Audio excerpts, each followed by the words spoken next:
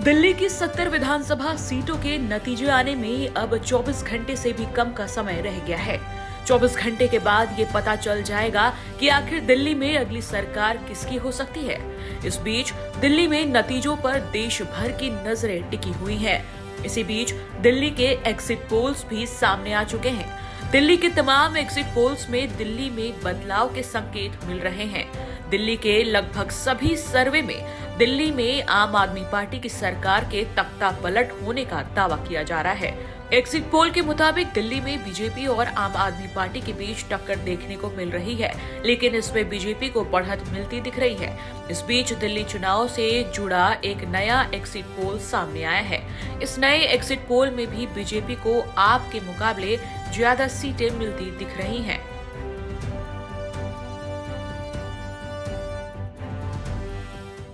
Axis माई India का exit poll आया जिसने बीजेपी को 45 से 55 सीटें दी हैं और केजरीवाल की आम आदमी पार्टी को 15 से 25 सीटें। इसके अलावा सीएनएक्स का एग्जिट पोल आया जिसने बीजेपी की लैंडस्लाइड जीत बताई। बीजेपी को 49 से 61 सीट दी है और केजरीवाल को 10 से 19 सीट। इसके अलावा एग्जिट पोल टुडेज चाणक्य का भी आ गया है। टुडेज चाणक्य ने बीजेपी को 51 सीटें दी हैं और आम आदमी पार्टी को 19। दिल्ली के एक और नए एग्जिट पोल एक्सिस माई इंडिया के पोल में भी बीजेपी को आप से ज्यादा सीटें मिलती नजर आ रही हैं।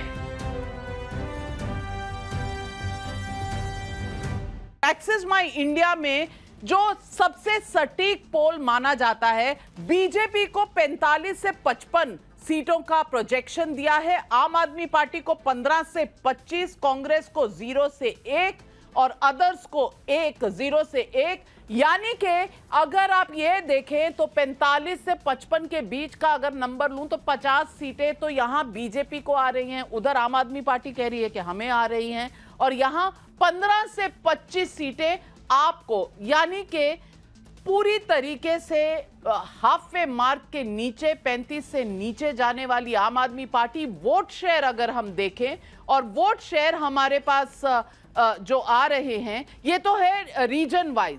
चांदनी चौक एरिया की 10 सीटें, यहां बीजेपी को 7, आम आदमी पार्टी को 3, कांग्रेस को 0।